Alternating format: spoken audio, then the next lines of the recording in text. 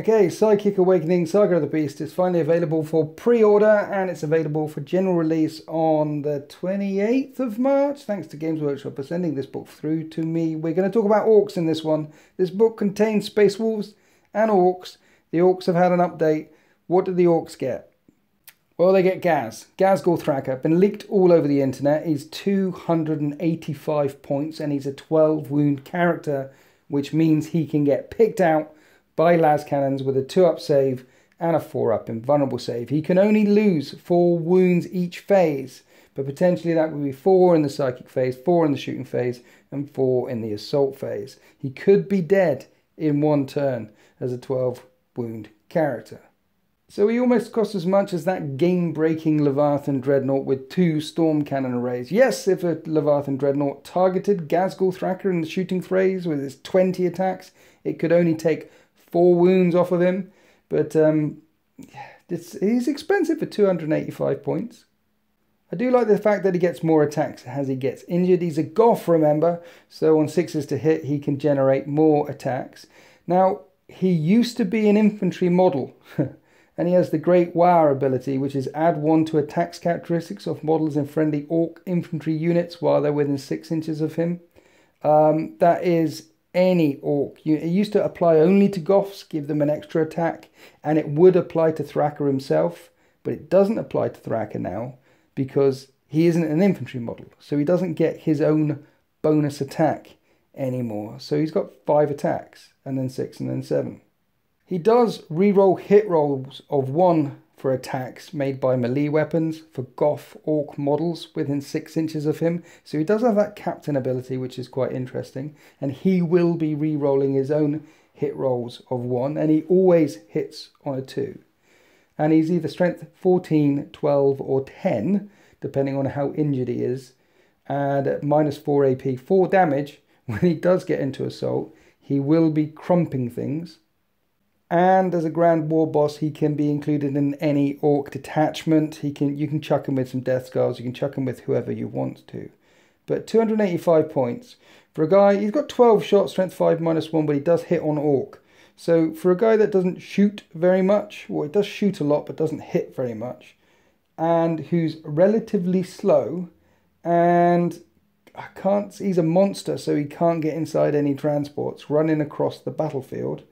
He's going to be a bullet sponge, isn't he? He's going to die quite quickly.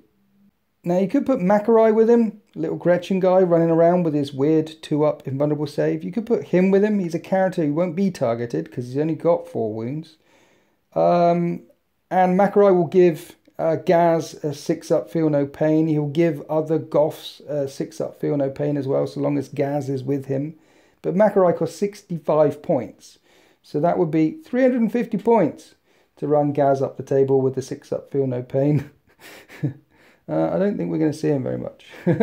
You've also got a big mech with a custom force field, which is quite interesting because that was an index option for a long time. The only way to get a big mech with a custom force field was to get a mega knob neck mech. The guy in mega armor. Now you can just bring a big mech with a custom force field for 55 points base. You'll end up giving him, if you give him just a slugger and a chopper, that's 55 base for a big mech with a custom force field. Oh yeah, and then KFF will be 20 points as well, so that'd be 75 points. Cheaper than 109, I think it is, to get him in the mega armor, because he always comes with his power claw in the mega armor. But the big mech with custom force field is back in here as well. Those are the 3 new data sheets in this book. So I'm sad to say, while you will see Ragnar Blackmane rampaging across the battlefields of the 41st millennium in every single Space Wolves army, we're not going to see much of Gaz. For many less points than Gaz, you could get 2 war bosses. They can clamber in vehicles, they can hide in units, they can jump to the other side of the battle grid, and if you send those 2 war bosses at the same thing you were targeting with Gaz, they'll kill it just as effectively as Gaz would have done, and more importantly, they'll be able to get there without getting shot off the table. Yes, your war bosses don't have a 4-up invulnerable save in close combat, and Gaz does, but Gaz is unlikely to get into close combat anyway, because anyone is going to target the crap out of him as his big chunky load makes his way across the battle grid.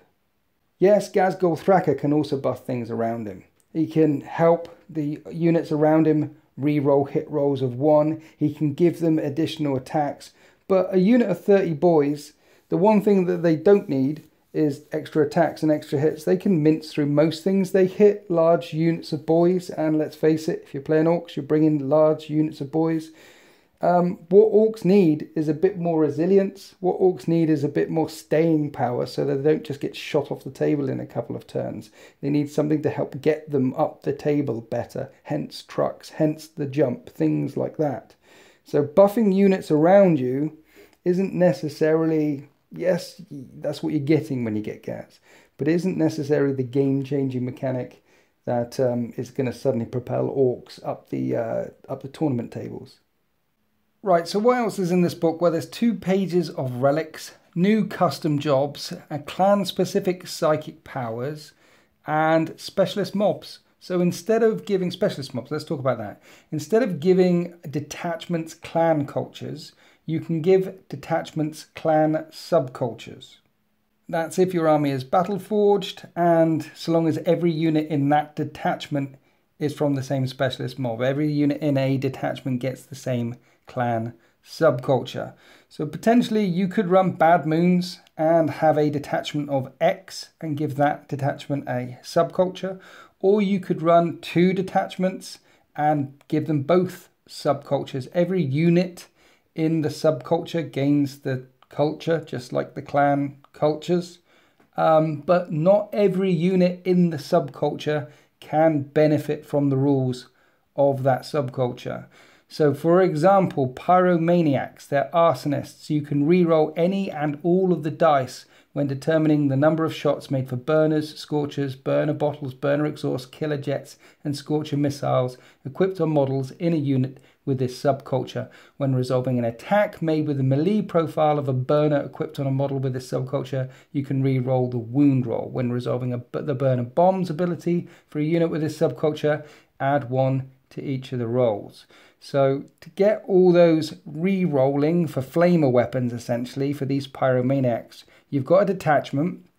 That detachment obviously will have a war boss or a weird boy or someone in charge of it. And anyone who's got a flamer weapon gets this re-roll. So you can see how some models in that detachment will benefit from the pyromaniacs subculture ability, because some models will have flamer weapons and killer jets and scorcher missiles, and some models won't. That's the trade-off that you're playing for. Are you going to drop a clan culture to give some models that benefit? Well, it all comes down to what type of Orc army you run. Some of these subcultures are pretty pants. One of them is called Grot Mobs. Gretchen models only. So you've got a detachment of Gretchen. Models in this unit gain a 6-up invulnerable save. And when resolving an attack by a vehicle model in a unit with this subculture, reroll a hit roll of 1. Is anyone ever going to bring that? Hunters are sneaky devils. Infantry models only, which are not Gretchen. While a model in this unit is in a terrain feature, they get a 5-up invulnerable save. And while they're entirely in a terrain feature and hitting something or shooting at something, the AP value of their attacks goes up by 1. Or if they're shooting an enemy unit that's entirely within a terrain feature, the AP of their weaponry goes up by 1. But they have to be entirely within the terrain feature to get the 5-up invulnerable save, and entirely within the terrain feature, or attacking a unit that's entirely within the terrain feature to get the plus AP -1 to it. Boom Boys, Blow It Up subculture, improve the strength and AP characteristics of rockets and stick bombs, as well as tank buster bombs, wing missiles, cannons, kill cannons, def cannons, deboomer, lobbers. So strength and AP by 1. That's quite interesting. Now the main reason why it's quite interesting is because tank busters are good, and suddenly tank busters strength and AP goes up by 1. Another reason why it's interesting is because strength 9 weaponry is kind of rare unless you run up and punch stuff in an Orc army. Actually getting stuff up to las cannon strength. Most kill cannons, def cannons, lobbers, things like that are strength 8. I don't know what a lobber is, to be fair. But having stuff, increasing the strength of explosive rounds up by 1 and increasing the AP up by 1, That's worth sticking it on a heavy detachment. I think it's called a spearhead detachment. So you could put a weird boy or a big mech somewhere and have your kill cannons and death cannons and or whatever. And have that strength and AP go up by 1. We might see that one. Fly boys, crucial velocity, fly models only. When resolving an attack made with a ranged weapon against a unit with a subculture by a model that is more than an inch away. Your fly boys, models with the fly keyword only, are treated as having cover. Tin heads, crush and crump. Now this is the one that I'm probably going to take. Kill cans, death dreads, mega armor, as well as Morkanauts, Gorkanauts and Stompers. So we don't see very many Stompers. But Morkanauts and Gorkanauts and mega armor dudes, we do see some of these running around, as well as death dreads. When resolving an attack made with a melee weapon by a model in a unit with a subculture, add 1 to the hit roll. So Gorkanauts and Morkanauts suddenly hitting on 2s. That's epic. Death dreads, killer cans. Well, killer cans hitting on 4s instead of 5s, but death dreads hitting on 2s. 3 death dreads teleporting behind something, charging in with the reroll charge with here we go, hitting on 2s. Gorkanauts and Morkanauts hitting on 2s. We're going to see tin heads and crush them. When I bring my Gorkanaut and Morkanaut, I'll definitely bring along a unit of death dreads with them as well, and maybe some mega armor dudes, because remember, your mega armor orcs are unwieldy. Their power claws are hitting on 4s. Their kill saws are hitting on 4s. Well, mega armor dudes will be hitting on 3s. You could bring a big mech in mega armor to keep the stuff safe, and he'll be hitting on 3s all of a sudden. Feral boys, wild boys, feral orcs, wild boys. So the feral orc subculture affects only war bosses, weird boys, knobs, and boys, but not bikers and mega armor dudes. So it's basically your war bosses, weird boys, and your boys running around, your knobs and your boys. Models in this unit with the subculture compile in 6 inches. And when they advance, you roll 3d6 and discard the lowest 2. So they're quicker. They compile in 6 and they advance a lot quicker up the table. So while consolidating 6 inches and rolling 3d6s and picking the highest when you're advancing sounds like a really good idea, it only affects a couple of units, and you're probably going to go with Evil Sons anyway. If you've got a fast orc list or a fast orc detachment, then you're going to be picking Evil Sons. They're adding 1 to their advance rolls, they're adding 1 to their charge rolls, they're better out of a teleporter because they're charging 8 inches. These guys are still charging 9 inches, it just adds to their advance. And yeah, piling in 6. You're not going to go with feral orcs, you're just going to go with Evil Sons. Mad boys are frantic, and it affects infantry and biker units, and you've got to roll a dice. You roll a d3. And you'd roll a d3 at the start of the battle round and find out what happens to them. And on a 1 or 1-2, when resolving an attack that targets a unit with a subculture, add 1 to the saving throws. On a 3-4, units with a subculture automatically pass morale. And on a 5-6, you add 1 to their strength. So I think it's safe to say that my overall impression of the subcultures are, well, it's a nice little addition. Narratively speaking, it's nice to have a feral orcs back in here, and it's nice. But you're not going to see them, except for tin heads, except for Morkanauts and Gorkanauts hitting on a 2-up, or except for maybe the boom boys adding 1 to the strength and AP characteristics of explosive rounds. Apart from them, I can't really see. Maybe there's something I'm missing, but I'd rather take a clan culture with my detachments and just add the Gorkanaut and Morkanaut with some death dreads. Now there's 2 more pages of stratagems in this book. Some of them are really good. Their biggest boss is the one that stood out for me straight away. The biggest boss, 1 CP. Use this stratagem before the battle and select a war boss model. Add 1 to your wounds, attacks, and give it a 4-up invulnerable save, but you can't pick this if you've got Gaz in your army. So if you add 1 to the wounds and attacks of a war boss gets up to 7 wounds with a 4-up invulnerable save, which is nice because they don't tend to come with a 4-up invulnerable save. You could also give it super cyborg body, but I wouldn't. You're going to give him the killer claw. And if you give him the warlord trait, might is right, then suddenly your war boss is up to 6 attacks and 7 wounds with a 4-up invulnerable save. And with the killer claw, he's going to be absolutely slaughtering stuff when he gets into close combat. And he might not die when he gets punched back again because he's got a 4-up invulnerable save. only costs 1 CP. You can also upgrade a mech and give it an extra wound, an extra attack, and a weapon skill of a 2-up for 1 CP.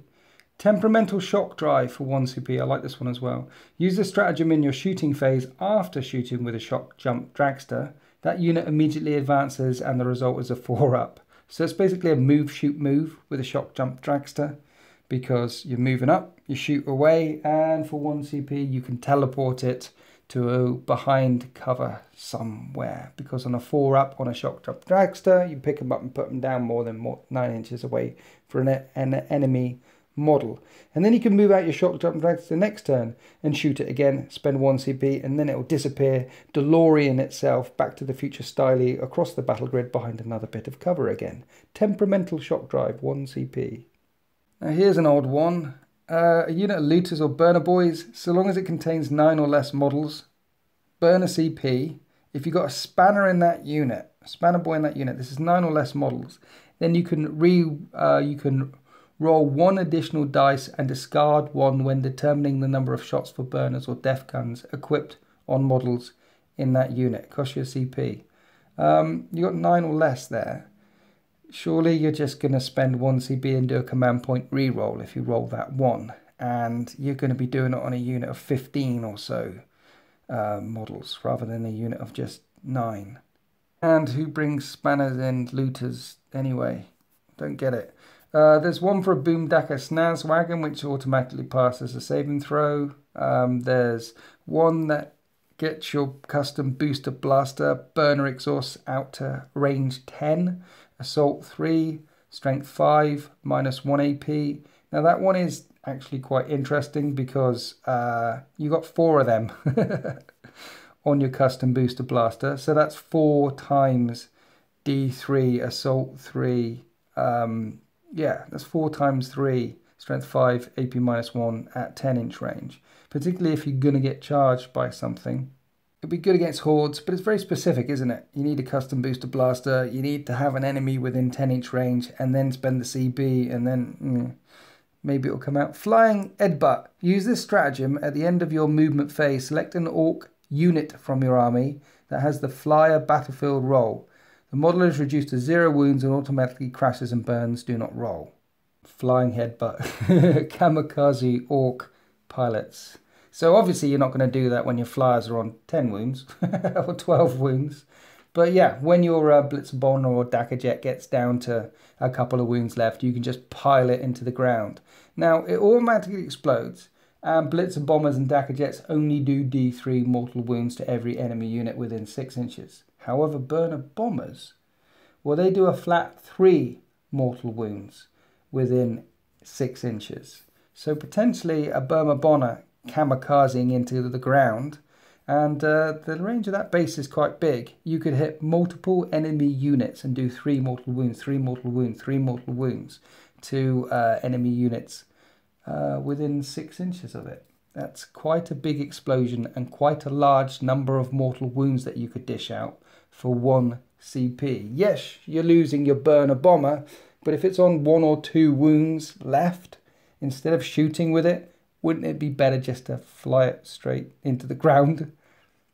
Full speed, lads. Use this stratagem in your charge phase after charging with an Orc, Biker, or Death Killer Wartrike unit from your army. Until the end of the turn, add 1 to that unit's strength characteristic.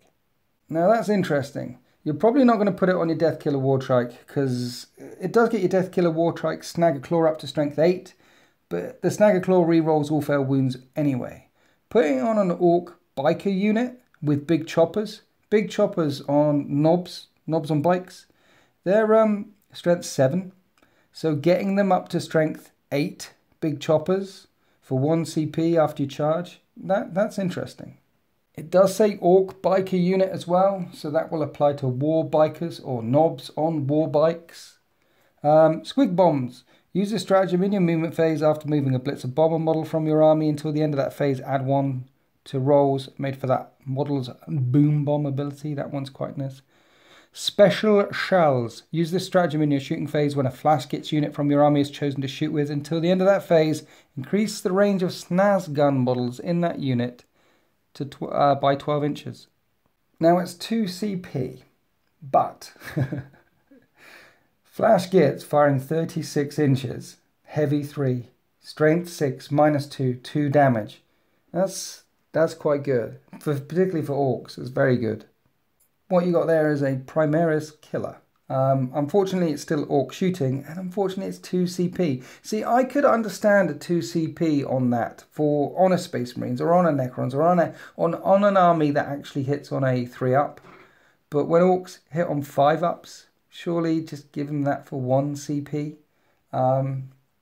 It wouldn't be game breaking because you are sticking it on a unit of Flash Gits and they are sat at the back in cover. They're just orcs, right, with a 4-up save, 3-up potentially in cover, and they're pretty expensive as they are. So let's grumble about this for a second. Flash Gits are 24 points. And for 2 CP, you can get their heavy 3 gun at strength 6, -2, 2 damage out to 36-inch range. 24 points. An intercessor with a stalker pattern bolt rifle is at 36-inch range for no CP at strength 4, -2, 2 damage. So the intercessor has got 2 less strength, but you're not spending any CP. And it's 7 points cheaper per model. And it's on a 2 wound 3-up save model rather than a 2 wound 4-up save model. The heavy 3 shots of the snaz gun mean that he's probably hitting once, the stalker. Probably hitting once. Let's say that they've got the same chances of hitting. Still 27 points and 2 CP to get it out. 24 points and 2 CP to get it out to that range. I think Special Shell should only be 1 CP. Sticking a 2 CP shooty thing on units that on an army that hits on 5s just seems mean to me. Patch up 1 CP. Use this stratagem at the start of any turn. Select a Gorkanaut, Morkanaut or Stomper unit from your army. Until the end of that turn, the model is considered to have double the number of wounds remaining for the purposes of determining what row it is on its damage table. It's only 1 CP. That one's going to come in very handy. Watching Gorkanauts and Morkanauts crump again with their maximum number of attacks. Unstoppable Momentum, 2 CP. Use this stratagem in your charge phase when an orc unit from your army has finished a charge and dealt 1 or more mortal wounds to an enemy unit. If that orc unit is no longer within 1 inch of an enemy, it can immediately be chosen to charge with again. So how would this ever come into effect? Ramming speed, that's 2 CP, and then you need a 2 for it to go. Unstoppable Momentum, that's going to be very specific. I need to think about that one. Wildfire, use the stratagem in your movement phase after selecting an enemy unit for the Burma Bombs ability. Select another enemy unit within 6 inches of the unit you selected and roll a d6 for each model in that unit up to a maximum of 10. And on a 5-up, that unit suffers 1 mortal wound. That's quite nice because Burma Bombers, we do see them. So they drop bombs and do mortal wounds on a 4-up. You can select another enemy unit within 6 inches and do mortal wounds on a 5-up. Dreaded Death Machine. Use the stratagem in the fight phase when a Death Dread unit from your army is chosen to fight with. Until the end of that phase, each time an enemy model is destroyed as the result of an attack made by that unit, you can immediately make an additional attack against the same target using the same weapon. So the Death Dread goes wailing in there and kills some models in that unit. If there are any models left in that unit, you can make an additional attacks against that unit. These additional attacks cannot themselves generate further attacks. And the last stratagem in here is Hit M Harder. Use this stratagem in the fight phase when a Mega Knobs unit from your army is chosen to fight with. Until the end of that phase, add 1 to the damage characteristics of melee weapons that unit equipped with. So your Power Claws are suddenly going up to D3 plus 1. Your Kill Saws are suddenly going up to 3 damage. Mega Knobs, hitting on 3s with that Subculture, and then adding 1 to their damage, Itamada, teleporting out of stuff with Evil Sons, or bursting out of the belly of a Gorkanaut. They could be doing some work, couldn't they? And I like Mega Knobs. They look cool. They're pretty expensive though. Not too expensive, but pretty expensive. Right, so standout stratagems for me are adding 1 to the wounds, attacks, characteristics of a warlord, your war boss, and giving them a 4-up invulnerable save. If you bring a shock dragster, I like the shoot, jump, shoot mechanic. I like the fact that we can fly planes into the ground now and auto blow up. And I like giving bikers an extra strength, particularly on big choppers. Those are the ones that stand out for me here. Also in this book are custom jobs. Custom jobs work like relics. You can upgrade units. And to get a custom job, you have to get a Mech Boy Workshop unit. Remember that fortification thing in the back of the Orc book that no one brings that costs 80 points? The Mech Boy Workshop. You need one of them. If you got one of them for 80 points, then you can give one of your units a custom job. You can spend a stratagem at the start of a battle to give out 2 custom jobs. Actually, because it's at the start of a battle before the battle begins, you could spend that stratagem as many times as you want to be fair, to get an additional one, an additional one, an additional one, so long as you have your Mech Boy Workshop unit. But you cannot give out the same, you have to give different custom jobs to different units. So if you want to upgrade units, get yourself a Mech Boy Workshop. What do? Let's go through them. Squig Hide Tires, Speed Freaks, excluding named characters and units that can fly. Battle Wagon, Gun Wagon, Bonebreaker and Truck units only. Add 2 to the unit's move characteristics.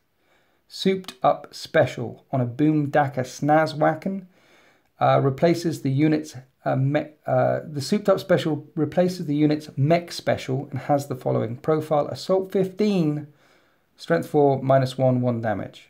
So let's think about this one for a second. Assault 15 sounds good. Strength 4, -1, 1 damage, not good. The normal special, the normal Mech Special, is Strength 5, -2, 1 damage, 9 shots. So you can have 9 shots at 5, -2, 1, or 15 shots at 4, -1, 2. So it's less strength, less AP, but 6 more shots. You're shooting as an orc. It's, why?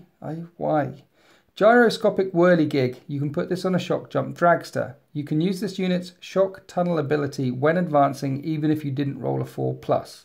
In addition, this unit does not suffer any mortal wounds as a result of the shock tunnel ability. It only suffers mortal wounds on a 1 anyway. And shock jump dragster, if you're bringing it, you're going to be doing the shoot jump shoot thing. I don't get it. Sizzly Rivets, custom booster blaster unit. When resolving an attack made with a rivet cannon by a model in this unit, and a modified wound roll of a 6 inflicts 1 mortal wound on the target in addition to the other damage. I quite like that. That's okay. We could do that because the rivet cannon on the custom booster blaster is 6 shots and it is strength 7 -2, 2 damage. And custom booster blasters, I think before chapter approval, were 100 points. I don't even want to check, but they were 100 points. They might be cheaper now. 6 shots at strength 7 -2, 2 damage. You're going to get a couple of hits. Mind you, it's wounds, isn't it? You've got to do unmodified wound roll of a 6. So of your 6 shots, you're probably getting 2 or 3 hits in. And then you've got to roll a wound. And then it's got to be an unmodified wound. And then you do 1 mortal wound on an unmodified. Nah, that's not good either. Corkscrew, Mega Track Scrap Jet unit only. The first time this unit finishes a consolidation move in each fight phase, it can immediately fight again. Nice. That's okay. Nitro Powered Squeaks. Yes. Nitro Powered Squeaks. Rocket Truck Squig Buggy unit only. When resolving an attack made by this unit's Squig Launcher or Heavy Squig Launcher, add 1 to the wound roll. So the Heavy Squig Launcher has different types of squigs. Bio Squigs always wound on a 4. Anyway, do you add 1 to the wound roll if you're always wounding on a 4? Bitey Squig and Boom Squigs are strength 5 and strength 6. Adding 1 to the wound roll. That could be a thing. Gorks Roar, Death Killer Wartrike. Add 4 inches to the range characteristics of this model's Killer Jet and change the type characteristic of its burner profile to Assault 6. I bring Death Killer Wartrikes. It's got a heavy flamer coming out the back. A longer heavy flamer, and it's an Assault 6 instead of auto hitting. Assault 6 is not, it sounds good, but you're hitting on Orc. So you're hitting on 5s. I'd rather auto hit with my flamer, please, because sometimes I might get 6 auto hits. Dabooma, Battle Wagon, Bonebreaker, Gun Wagon. Model with a kill cannon only. Dabuma replaces a kill cannon and has the following profile. Now we're talking, listen to this, 36-inch range, heavy 2d6, strength 8, -2, 2 damage.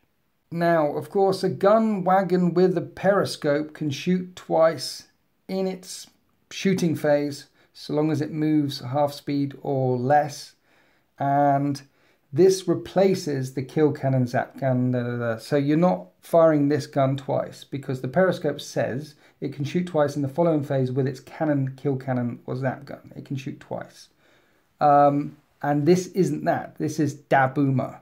So you're not firing this 2d6 gun twice to make it 4d6. But what you are doing is you are chucking it on a battle wagon, or you're chucking it on your Bonebreaker. And that's firing 2d6 at strength 8, -2, 2 damage. If you stay still, of course, because, these models, mobile fortresses, ignore the penalty for moving and firing heavy weapons. So that one's quite interesting. 2d6 at strength 8, -2, 2 damage. Particularly in an Orc army, because having the ability to fire at range in an Orc army, there's not a lot of them, is there? Zags, battle wagon, Bonebreaker, or gun wagon model with a zap gun only. The Zags replaces the zap gun and has this profile. Range 36, heavy 1. When resolving an attack made with this weapon, do not make a hit roll. Okay, good. It automatically scores a hit. Okay, good. Before firing this weapon, roll to determine the strength of the shot. If the result is 9+, do not make a wound roll. It inflicts 3 mortal wounds on the target. So, okay, so it's strength 2d6. And if you roll a 9+, you auto hit and do 3 mortal wounds. If it's anything less than a 9+, so if then it's strength, it's AP -3, 3 damage. You're just going to pick a zap gun, aren't you? A zap gun is heavy 1, 2d6, -3, 3 damage. You're just going to, aren't you going to do that? I don't know. No, you're not. Because, yeah, okay. Ignore me, moving on. Fortress. Again, on a battle wagon, Bonebreaker, or gun wagon.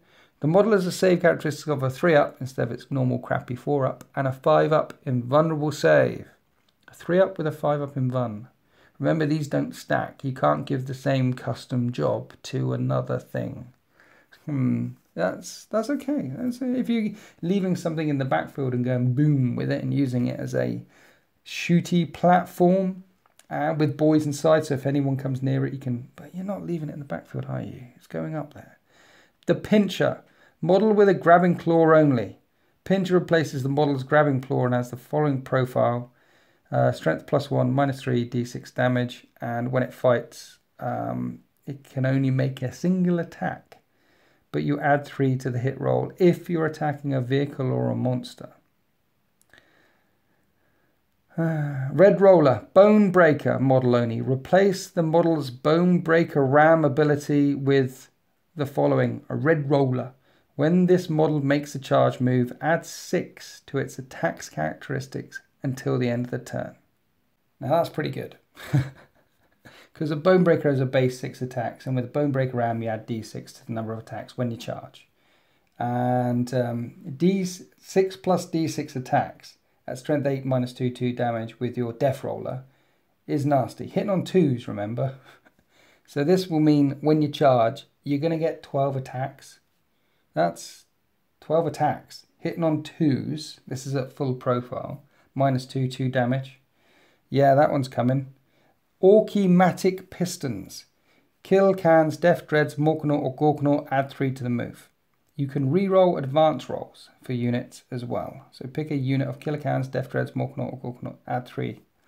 Sparkly Bits. Killer Cans, Death Dreads, Morkanaut or Gorkanaut. Improve the unit's ballistic skill by 1.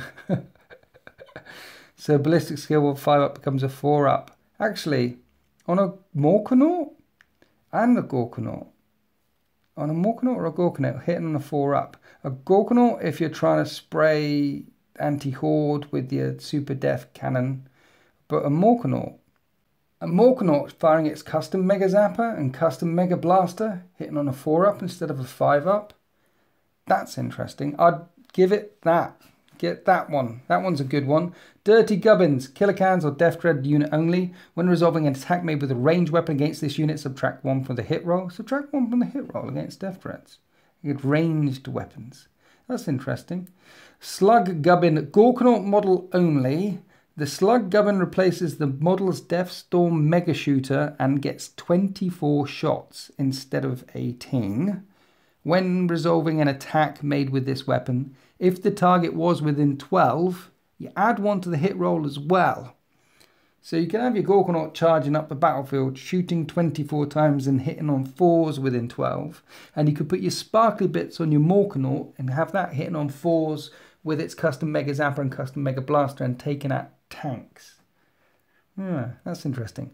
Cog Claw, Gorkanaut and Morkanaut model only. When rolling to determine the damage characteristics of the crush profile in the Bearer's Claw or Gork, rolls of less than 4 count as 4. Remember, the crush profile is strength 16 normally, minus 4 d6 damage. So instead of doing d6 damage at strength 16, you're going to be doing minimum 4, 5 or 6 at strength 16, minus 4 d6 damage.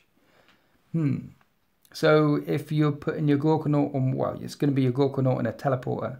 If you're dropping that in a teleporter and charging out behind the enemy, and your evil sons charging on an 8-inch charge, minimum 4 damage.